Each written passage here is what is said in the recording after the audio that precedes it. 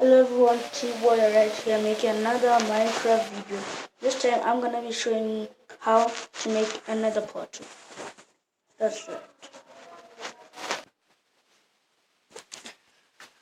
Okay guys, what you're gonna need to make another portal is this thing.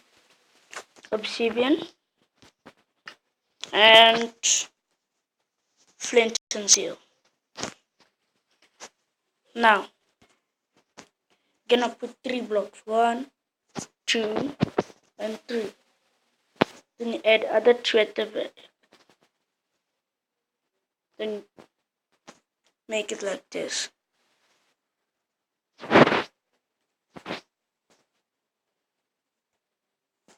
And then you put another 3 blocks. It's 2 right now. Then 3. Then you add 1 more here.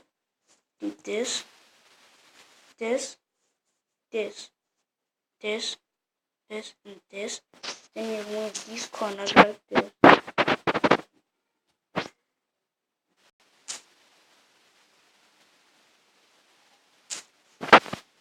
Take the flint and steel and get ready to go to the next.